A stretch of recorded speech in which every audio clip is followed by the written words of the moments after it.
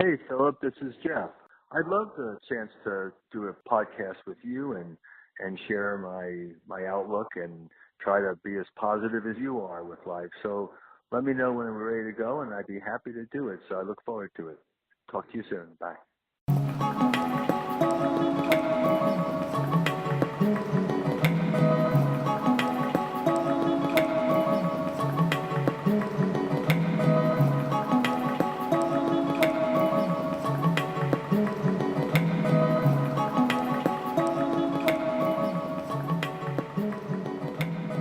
Welcome to Positive Philter with your host, Philip Wilkerson, a podcast that focuses on friends, family, health, and career with a little self-help around the way. Please join me in this journey for self-improvement, and I hope that what I have to share will make you a better person, thus making the world a better place.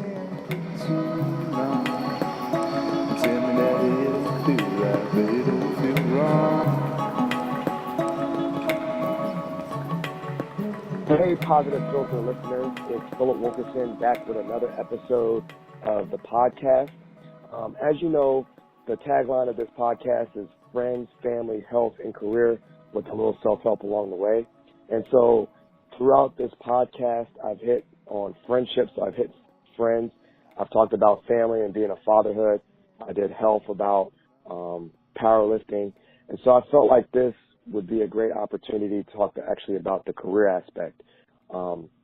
And I thought no better to have a guest on my podcast about career than my wonderful father-in-law, Jeff. Jeff. Hello. Good to be here. Yeah, so I definitely wanted to have my father-in-law on the podcast, or, have you, Jeff, on the podcast because you have been someone I've always admired ever since dating your daughter many moons ago, in particular about your career and your career path and how you raised, obviously, a wonderful daughter who I married. And so when I wanted to think about talking about careers and talking about jobs, I go to you for advice. So I thought you'd be a valuable guest for the listeners about, just your viewpoint on how you approach work and how you approach the balance of work and family. And so that's why I have you on the podcast. Well, I'm happy to talk about that. I'm biased about my feelings about you and Maggie, and it's been great to see you and Maggie as father and mother to a wonderful baby boy, Bennett. So it's been a treat for Joan and me to be able to watch you develop as parents and watch the baby develop as a little toddler. So I'm happy to talk about that and talk about work. So how would you like to start? Well, I think it'd be, great for the listeners because I just talked about I just introduced you, but I definitely want to introduce you about what you've done. And maybe just a little bit about your career path up until the present point. And why I chose you because of your career point is that I feel like, for most people, I think, having a career that means something to you, having a career that makes a difference, is, something I want to emulate. And I definitely, when I look at your career, I see those values played out. I see that you had a career where not only did you just work hard and you were able to, make money and have a family and sustain yourself, but you were actually doing things for the greater good of this world and making this world a better place. So why don't we just give the listeners a little bit background on your career, in particular in the jobs that I want the listeners to know about that you had. Sure. No, I'm happy to talk about that, Philip. So I was a child of the 60s. I grew up in New Jersey and had kind of an interesting life as a young kid, but I ended up going off to the University of Virginia in the late 60s when things were changing pretty dramatically in the country, and I got swept up in the social change work and civil rights and the work against the Vietnam War, and I was the culture was very different. So I got wrapped up in that as a very progressive young, activist. And so that's what I really did in college. I got to play soccer, but I also was a student, radical type guy, and always kind of reasonable and always kind of more liberal than radical. But after college, I was a VISTA volunteer, which is like the Peace Corps for domestic concerns. And I did a lot of, VISTA was interesting. I got sent to West Texas, and the most important aspect of VISTA is I met my wife, Joan, in VISTA. She was another VISTA volunteer, and we met, this now, and I was in 1972, and we've been together for a long time, and we're lucky to have 2 girls and now 2 great son-in-laws. So, but in VISTA, I started doing work around school lunch programs and anti-hunger programs, and after VISTA, I ended up going to a national organization called the Food Research and Action Center, or FRAC, and it was a great experience working. It was originally in New York, then we moved to Washington, and it was a great experience being able to have a tremendous impact at the national level on anti-hunger programs. I joke sometimes that it was like a made-for-TV movie about young people trying to make a difference in the world. It was just, we were really successful, and I met the friends that I met at FRAC are still my friends today. So that was great. And then I subsequently worked for a health group called FamilesUSA, and with my friend Ron Pollack, who was the director, and I worked with him for a long time. And then after FamilesUSA, my last job before the one I have now is with a group called the Council for a Strong America that organized unexpected people like law enforcement and retired generals and business leaders and pastors and athletes to advocate on behalf of children's issues. And we worked a lot on early childhood education and a range of children education issues. And then recently I started a new job with a group called the Healthy Schools Campaign, where we're trying to promote health among kids, especially poor kids, by trying to address those issues in the schools. So my whole career has been around children and families and working at the national level, and focused a lot on what happens in the States. And it's been really important to me. I've really valued being able to have work that not only made it possible to have a family and have a house, and I had a Dodge Caravan, when they were young, all the important things that you need when you have kids. Yeah. And so I've been able to have a nice life, and Joan and I have, it's been very rewarding in terms of the work we do. My wife is a social worker, and so we've, our work has been important to us, and more than the work itself, I felt like I was part of a community of people around the country who were dedicated to making their community or their state or their country or the world a better place, and that sharing of values among people and friends was really very rewarding to me and meant a lot. It was kind of my secular religion, and it's very important to me. So it's been quite a nice journey for 45 years, and I'm not done yet, but I'm certainly at the end of a work life, but not yet done with it. No, and I think that was a great overview, and I think that was kind of like why I wanted you to be on the podcast in particular, but that overview, because quite honestly, through my career, I think I would say I'm more of a feeler. I'm about feelings, and it seems, I don't know if it's genetic, but I think the aspect of trying to help others pass down to your daughters, not only just Maggie but Katie. And I think when I thought of, I never grew up with a dream job. I never grew up with wanting to emulate my dad being in the military and whatnot. But I always knew that whatever I wanted to do, career-wise, and I'm still trying to figure it out, was about helping others, and that sense of altruism, or I can't pronounce the word altruism, whatever. That gives me a lot of sense of happiness when I feel like I'm not getting a lot of big monies or things like that.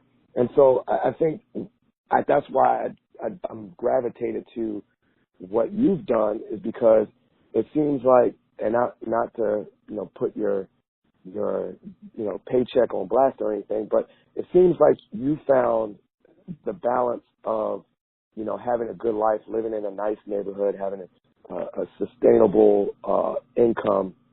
But I think that the work you do was always something like that I admired, because I see that you're actually doing things. When someone complains like they don't like conditions of this world or conditions that they see in neighborhoods, that you actually did something about it in an organizational sense. Yeah, I think that for me, and everybody has to make their own decisions, but I didn't really, when I was as I became an adult, when I was 20 years old, this was important to me. It became, I wouldn't say a mission necessarily, but I was driven to do it because that's what I cared about, and I was really lucky to be able to do that and have a life that was comfortable and good to raise a family. I was just really fortunate to be able to blend that. It just seems like you spend so much time working that for me, I want to make sure it means something bigger than just the paycheck. And I've been very, as I said, lucky to be able to do that. And part of it is I have worked really hard, especially in the years before I had kids. My wife will tell you that work was really everything, and we were about changing the world, and my friends and I together we worked very hard to do that, and everything else was kind of secondary. Once I had kids, I made a decision that wasn't fair, and I trimmed back to some degree. And but I always traveled, and I always cared a lot about work, and there was work at all hours and all times and all days and weekends. But it wasn't crazy. I got to coach soccer for a dozen years for both Katie and Maggie, and that was really important to us. And that time was special time, especially with Maggie, who played for every year from kindergarten to high school. And so it's been a really nice mix. I've been very fortunate to be able to blend interesting work and meaningful work, and to be able to have a terrific family that was supportive of me doing that. And also, I think Katie and Maggie feel proud that I was able to make that contribution. Yeah. So, and you brought up something very particular, and I think that I'm experiencing it now, kind of. Is that not really, because I definitely won't say I worked as hard as you pre-Bennett, but you did bring up that there was a shift pre-kids to having kids and dialing back work. And so obviously, for some listeners that can, be a good teaching point or something about that balance, or maybe was that a real struggle for you? Knowing that you devoted a lot into work and then introducing kids, and how was that adjustment for you, in particular? Well, I wasn't, I didn't grow up with the vision of having kids, or, I didn't have those plans for myself. It was kind of like, I didn't have a game plan really, other than wanting, once I was in college, wanting to change the world. But, I just felt that it was, first, when they were babies, it was unfair to Joan to kind of, dump everything on her. She was working, and it just wasn't fair. And she still got the short end of the stick. But I did change my work style and my to some degree my hours, and to be able to do to be home. And then, I made it a point of, trying not to travel on the weekends and having the weekends for the family. And I think, Joan may quibble with this, but I think it was by and large a fair balance. I probably worked more than most people do, but it was a fair balance, but it had to be a conscious thing because, it just doesn't come naturally unless you make a decision. I was lucky because the girls were great, and so spending time with them at each age, which I always considered every age to be better. That was just in and of itself, just like the experience you're having with Bennett now. It was really a special reward itself. So it wasn't like it was any sacrifice to spend time with the family. The kids were great to be with, and we lucked out with the kids. Yeah, because I don't feel this, but I bet I can see other men or even women in the workforce. When they have kids, they feel like to try to have that balance of being a family person, that when they don't do as much at work, they're not going to advance as much in their career. I don't know if that makes sense. Yeah, I think that's a big concern, especially for women. It's a big concern. But one of the points I would make, though, is that in my work, for virtually my whole life, I was working to make sure that the lives that children have, especially poor children, that they had a shot at being successful, that we would try to change the odds so that they had a chance to, be ready for school, to feel they belong to school, to be successful in school, to graduate from school, and to have a chance at being getting a good job and having a family of their own and having a good life. So it just seemed to me consistent, if I was so concerned about working with children's, making sure children had all those opportunities in my work life, that didn't seem right to not make sure that my kids didn't have me as part of their opportunities to be right. Really successful and happy and confident and together, right. Kids, young women, and parents.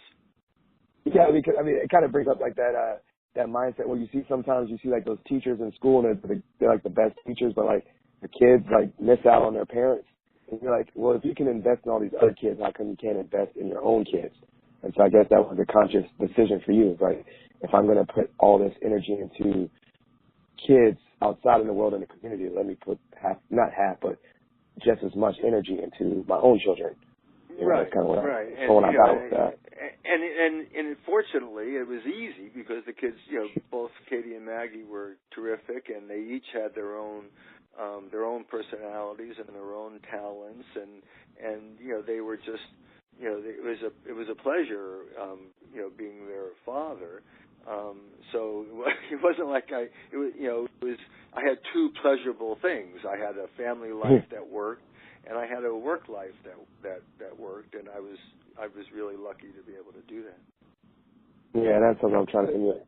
And so going back to I guess more about the values in your career, I had the opportunity, shout out to you and Ron and Regina, for giving me the opportunity to have an internship at FamilesUSA, and I was, able to work there, and it was really, just a great opportunity. But, I would say in this current political climate, how do you feel, or how is it when you do invest in things that are community-based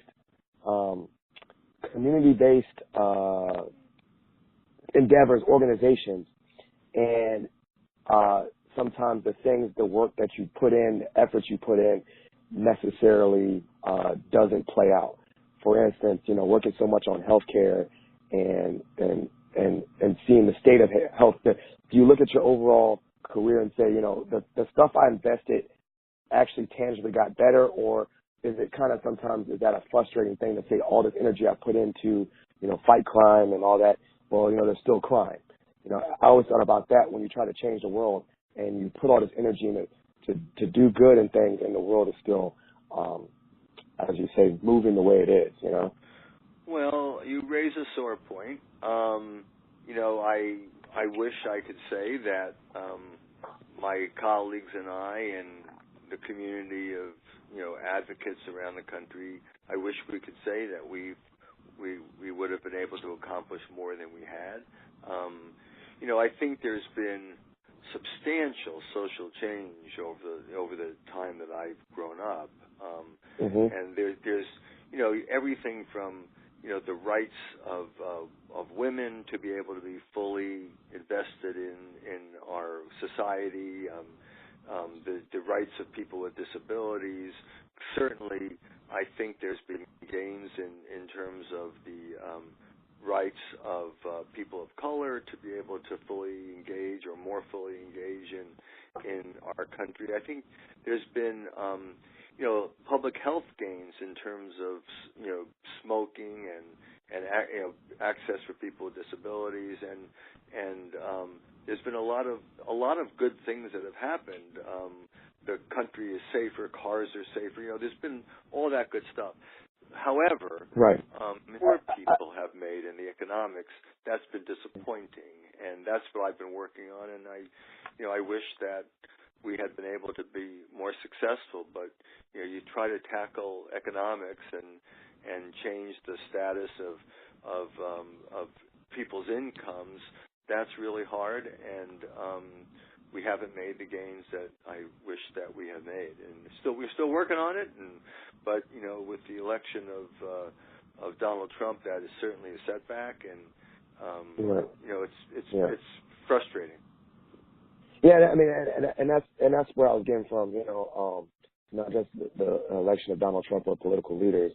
I just, sometimes with what I would say would be a hardship of meaningful work is sometimes you necessarily put in all this energy into making, change or the world a better place. And sometimes you may not get to see the actual tangible fruits of your labor. And I just kind of like an analogy is like if you work with someone in counseling, right, and they keep on coming to you for years and years and years in counseling, you may never see what that person does out there in the world after your counseling sessions, or maybe never, or maybe that person never, fully ever, not say conquers, but, corrects the issues that they came to counseling for. And I think that's what some of the things that might be, I would foresee as a challenge of working in anything that has not say nonprofit, but it has an advocacy. It's always a fight, a continuous fight. And I think you make a good point, Philip, but I wouldn't paint it as bleak as you're saying. I think that, I think if you were to ask Joan about how she feels about her relationship with her clients and the ability of being helpful to her clients, I would think overwhelmingly she feels that she's been able to have a substantial impact, and people are better off because they met her and they were in a counseling relationship with her. I think a lot of things happen in terms of one-on-one interactions. In terms of whether it's service delivery or counseling or physical health or physical therapy, whatever. There's a lot of gains to be made one-on-one. I think that the broad social change, I think, is where I think I feel most frustrated, and the politics of it the game is rigged against the interests of poor people and working people, and that's just a reality. And I think we have to keep on working to undo that rigged system, but it's a hard, long fight. Yeah, and yeah, you're right, and I think that's the point of the podcast. So maybe the positive filter point. What are some things, positive reframing? Knowing that sometimes this employment is a fight. What are some things that keep you going? What's the positive aspects that keep you driven in this line of work? What are the positive values? And I guess someone would be like just having your family and seeing how you're making the world a better place for your children and your children's children and things like that. But what were some things that you would say to yourself keep you driven, or make you feel fulfilled when you're on the way to work? There's a couple of things. The first thing that I would say is that I get tremendous satisfaction, and I'm really happy about the friendships I have, many of which are very long-lasting, and that is, my friends are like family. And then my family has been just a wonderful, not only my immediate family, but I have cousins, and I've had aunts and uncles, and my parents. That was all its own sense of reward. So that really is a secure sense of satisfaction. But in work, I've been able to help contribute to winning a lot of stuff that makes a difference for people. We greatly expanded anti-hunger programs in our early years. We helped to create the WIC program for pregnant women. We've expanded the food programs for child care and for senior centers, and we helped to improve the school lunch and school breakfast and the food stamp program. So that's all been good. And we've helped to expand, the Affordable Care Act passage was the result of many, many years of work, and the Affordable Care Act, or Obamacare, is a success. Obviously it's being threatened now, but it is many more people who have access to health care coverage than did before. And then, in my last job, I worked a lot with advocates around the country to expand opportunities for poor kids to get into preschool, or for mothers to be able to get support in terms of coaching to help them be the best mother they could be. So there has been a lot of. I don't want to say we haven't won anything. We've made gains, and that's been very satisfying. I just think that on the big picture stuff, I wish that I could say we would have won more. Right, excellent, and I think and that's really why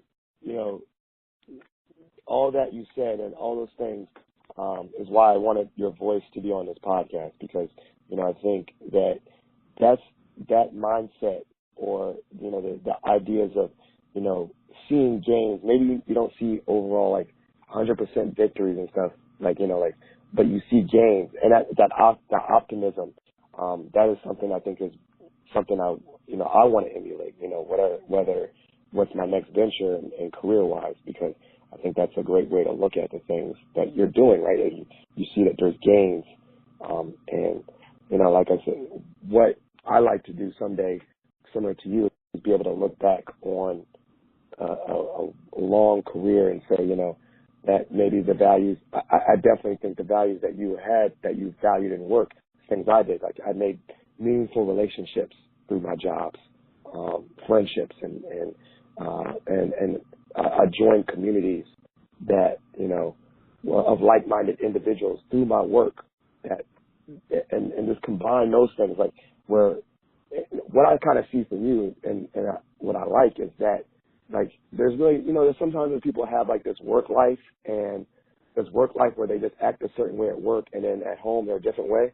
But I see that you have a really good blending of your authentic self at work and at home, and those relationships. I don't know if that was kind of a way to go about it. But I thank you for that. But my sense is that I don't think you have to worry about being successful in your relationships. I mean, you're the kind of person people gravitate to, and your positivity and your desire to be open to meeting people and engaging people, that's going to work for you in your work life, in your personal life, and whatever. That's always going to work for you. And I think my sense is that we spend a lot of time working, and we should do something that we care about. Even if we're not, even if we take 2 steps forward and 1 step back. That is, I think we're trying, and we're making an effort to make life better for that one individual, or for that small group of people, or for a state, or for a country, or for a bunch of people. I think the idea is to do your best to go in the right direction and feel like you've made a contribution, and feel that you've tried hard, you've worked hard, and you've done your best. Yeah, great. And so, I mean, I think, I think we could do like another podcast together. But, as we kind of like, wrap up a little bit, I would say, what would be some, for someone that I would say maybe not my shoes, maybe there's someone that's kind of stuck, right? And I'm not saying I'm stuck, but someone that's stuck and they don't know quite what they're passionate about. And since, I see from you that you had a job that you're passionate about, what was some advice that you can give them, or some things, I guess you went straight through college in this helping profession or helping others. What was some things that was helpful for you to say, hey, this is something I care about, this is where I'm making a difference? What would be some advice for young people like that, that are not sure, or what did you, going through for yourself, how do you know that you were gravitating towards something that you were passionate about? Well, what were some signs that for me, it was a time when the culture was different, and there was encouragement and there was support for young people trying to make change. It was just part of the climate and part of the environment, and it just felt the right thing to do, and I just knew I wanted to do it. I think for young people today, it's more challenging. I think you have to, I think part of it is you have to figure out what your, really what your interests are and what's going to make you feel good about spending, 40 hours a week at doing something. You have to really get some sense of what interests you, and it has to be, you have to have some choices, because, getting a job that matches up with your interests is not always very easy. And I think that, I think a lot of people just are reluctant to get advice. And there's a lot of people out there,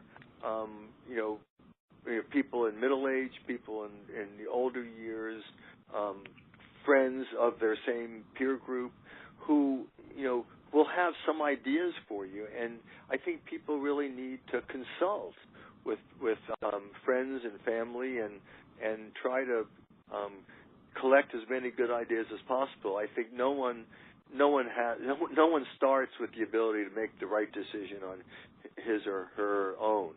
And I think talking about what you want to do and reaching out to other people, going to have informational interviews with people in that field. People don't mind doing that. They're happy to share their experience, and they're happy to help steer people in a positive direction. So I think that people need to think about what they want to do, but they need to share that with friends and family and others in order to be able to match those desires and those instincts and those passions with something in the work environment. I think that's great advice. I mean, I honestly, I would, to add my 2 cents, I think that's probably, if I would just say it was one of my good skills or skills that helped me so far, is that I always think the ideas of mentorship or if there's something that you want to do, seek out the people that have done the thing that you want to do and ask them how they did it. Because, no one ever just got there overnight, and they not just say they have the step-by-step blueprint, but you can adapt ideas. And I think I kind of agree that don't just go to one person with that you want to do, because, you might be able to make your own kind of like hybrid plan. Like, if you talk to, if you want to make a podcast like this, I didn't just talk to one guy who made a podcast. I talked to a couple people and found out a formula that would work for me. So I think that's great advice. I totally wholeheartedly believe in informational interviews or asking for advice and taking taking it, not saying a grain of salt, but taking what you can apply, and taking what you can't apply and don't apply. Help. I definitely agree with that wholeheartedly. Jeff, I think it's been wonderful having you on the podcast. I really, really appreciate it. Is there, any closing thing that you would like to say to the listeners out there, just about, not even have to be about career, just anything about something that's on your mind for the podcast listeners? Well, no, I I think I've had a chance to kind of say what I had to say, but I do want to say that as your father-in-law, I do admire your persistence in getting things done and experimenting with things and reaching out to people and trying new ideas. And I'm glad that you're in my family. I'm glad that you're married to my daughter. I'm glad that you're the father of my grandson and grandson to be. And it's just you talk about the positive nature of what you're doing, and that's what you're doing. And I think that the more you do that, it's going to infect the rest of your life and the quality of your family life and everybody around you. And I think that there is something to karma. You put it out there and you get it back, and I think that's what you're doing. And I think the more people did that, I think we'd have a better place to live in general. So I congratulate you on your work, and I'm really happy to be part of this conversation. I appreciate that so much, Jeff. Thank you. I love you, man. Okay, love you. Take care.